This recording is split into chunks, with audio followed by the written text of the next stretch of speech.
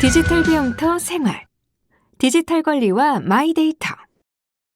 우린 백과사전을 찾는 대신 인터넷으로 검색하고 편지 대신 이메일을 주고받고 주민센터가 아닌 인터넷으로 각종 서류를 발급받습니다.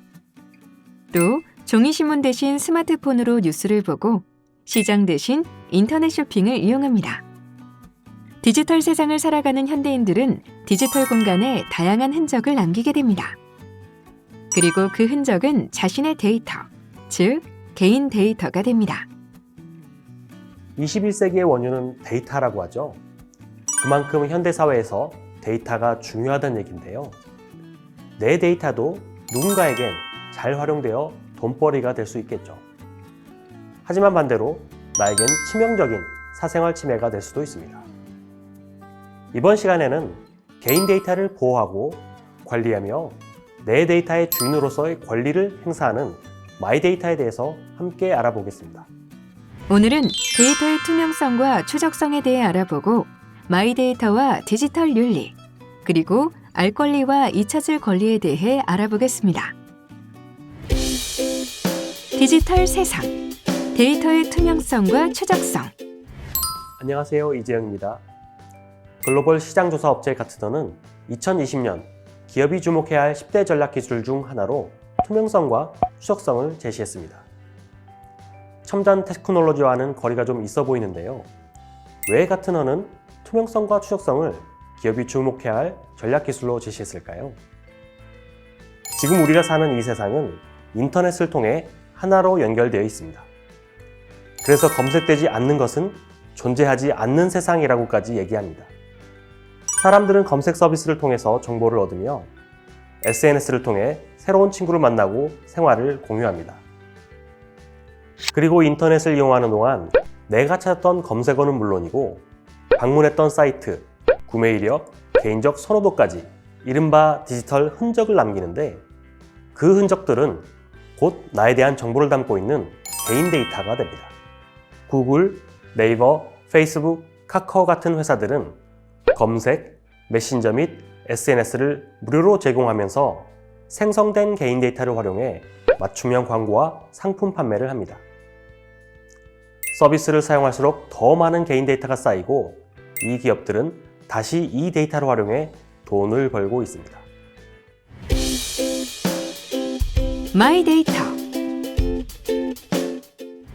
2010년 글로벌 시가총액 상위 10위 안에 드는 기업 중 ICT 등 데이터 관련 기업은 단 2개였습니다.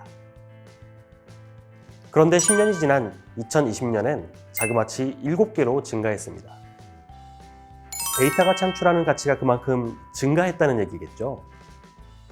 그리고 디지털 관련 기업의 시가총액이 늘어나는 이유는 오프라인 기업에 비해 데이터 수집이 용이하기 때문이기도 합니다.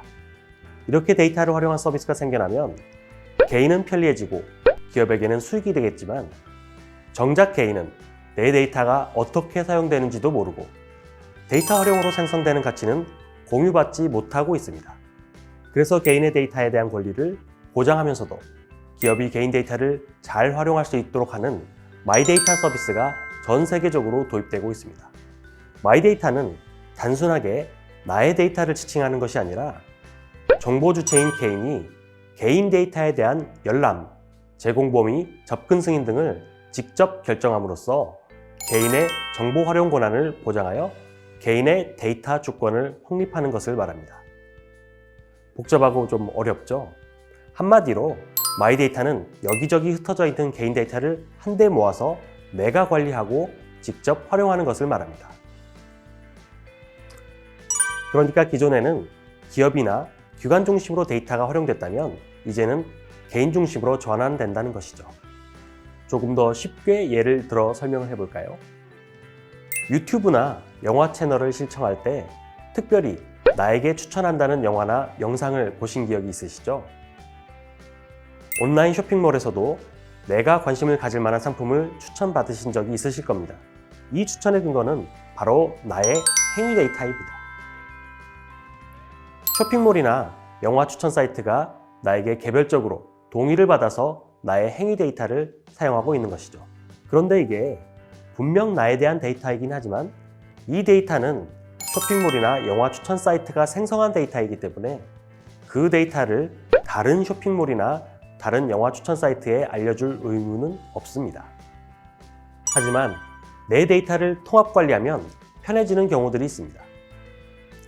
예를 들어 은행이나 카드사, 금융투자사 등을 개별 방문하거나 혹은 각각 로그인해서 알아내던 나의 자산 정보를 한 곳에서 쉽고 편리하게 관리할 수 있게 됩니다. 금융마이데이터를 활용하면 나의 자산 관리가 편해집니다. 그동안은 데이터를 한 곳에 모으기 어려웠기 때문에 자산을 한눈에 파악하고 분석하기가 어려웠는데요. 마이데이터 서비스를 이용하면 기업이 보유하고 있던 내 정보를 제3자에 제공하라고 요구할 수 있기 때문에 제3자를 통해 내 전체 자산에 대한 리포트를 쉽게 받을 수 있고 맞춤형 금융상품도 제안받을 수 있습니다. 특히 업종의 장벽 없이 개인에게 가장 맞는 금융상품이 무엇인지 파악할 수 있기 때문에 개인 금융이 효율적이고 합리적으로 개선될 수도 있습니다. 물론 마이데이터 활용은 이렇게 장점만 있는 건 아닙니다. 해결해야 할 문제도 많습니다. 개인 데이터가 한 곳으로 집중되어 데이터 보안 위험이 커지고 다양한 데이터 결합으로 인해 개인의 프라이버시가 노출될 수 있습니다. 특히 디지털 취약계층의 경우 자신의 데이터가 어떻게 활용되는지를 모르고 넘겨주기가 쉽습니다.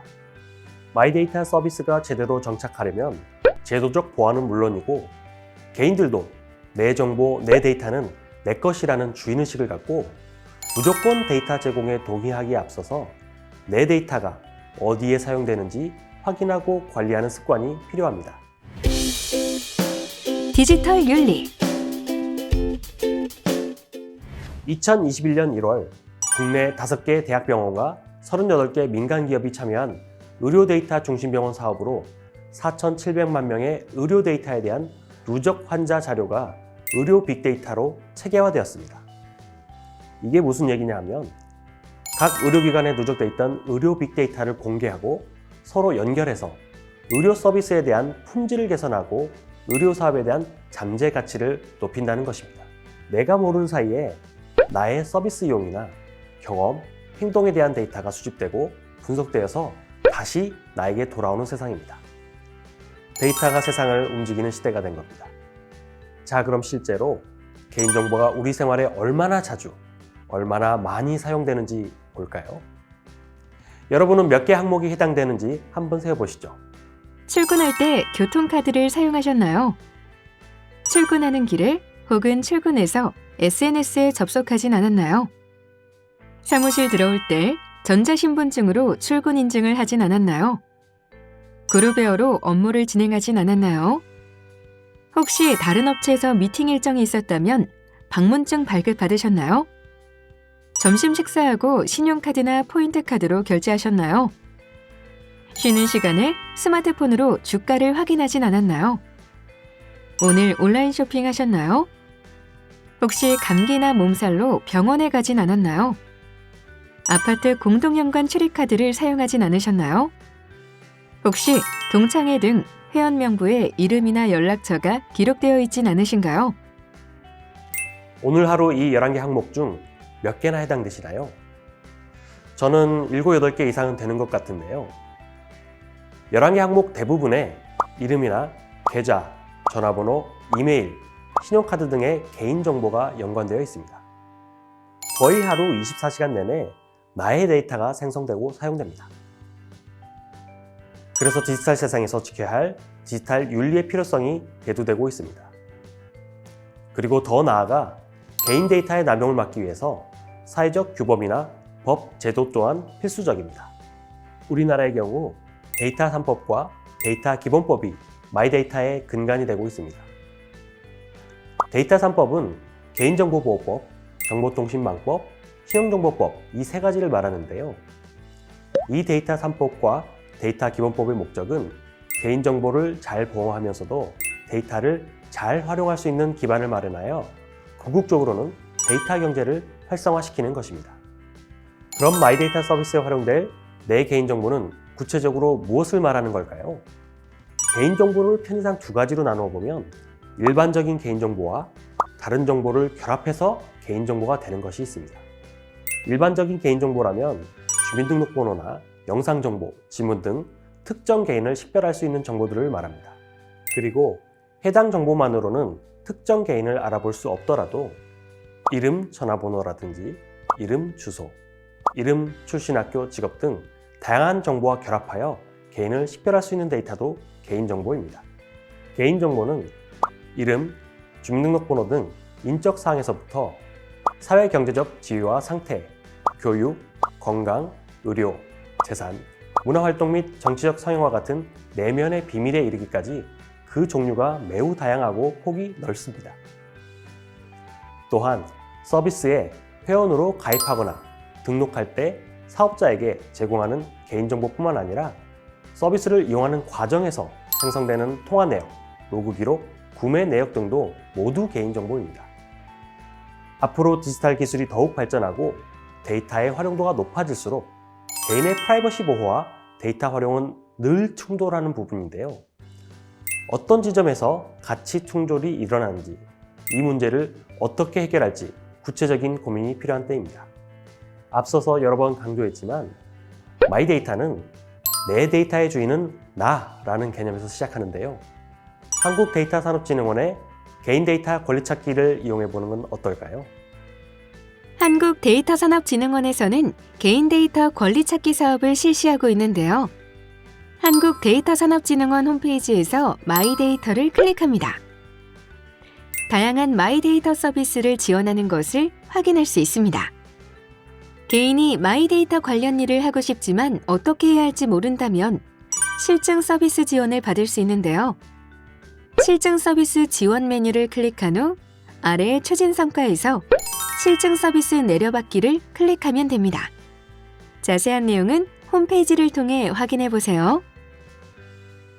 마이데이터는 금융이나 건강, 공공 분야뿐만 아니라 전문적인 영역에서도 활용되고 있습니다.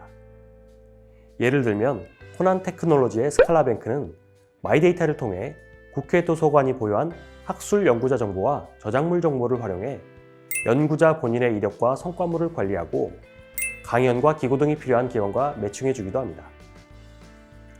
그리고 금융과 건강, 생활, 소비 영역의 마이데이터를 분야별로 또는 통합된 형태로도 사용이 가능합니다.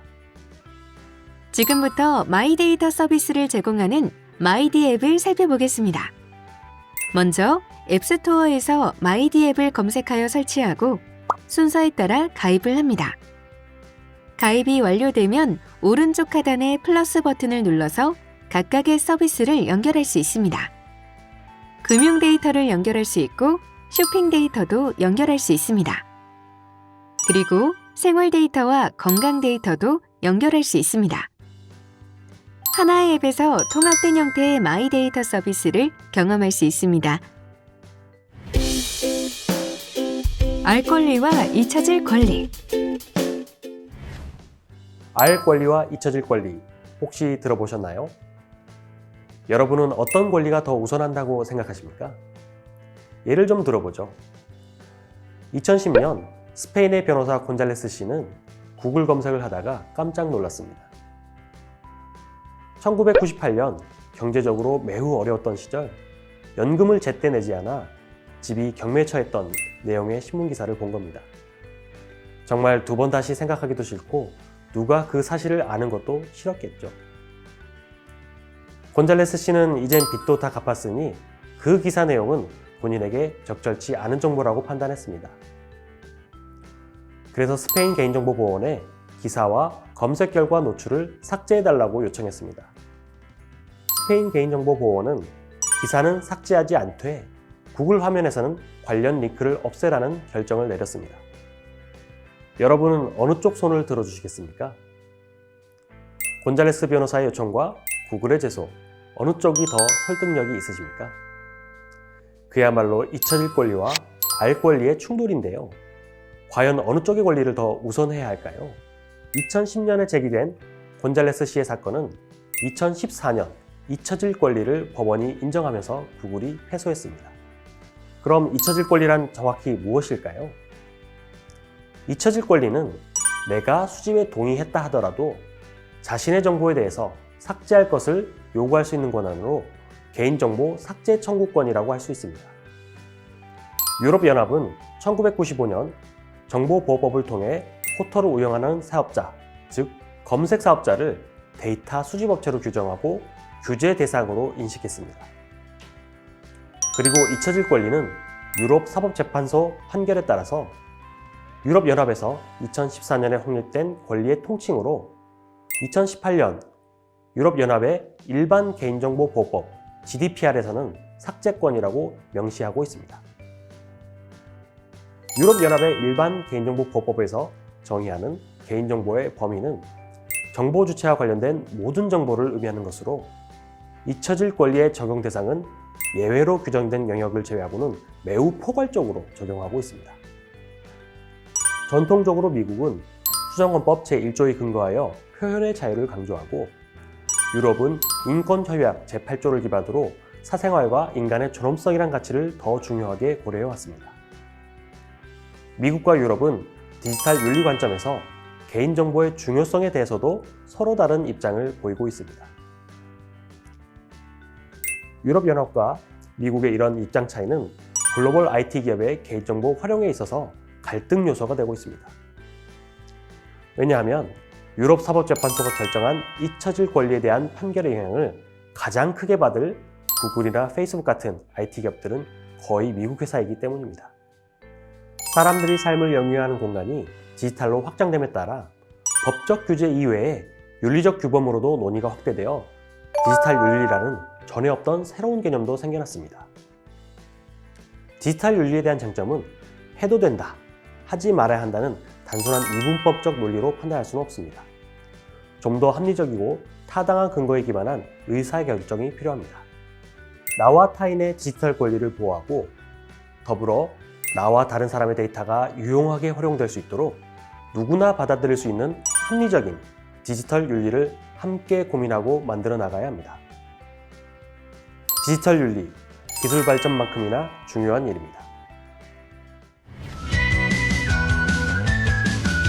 이것으로 디지털 권리와 마이데이터 학습을 마치겠습니다. 감사합니다.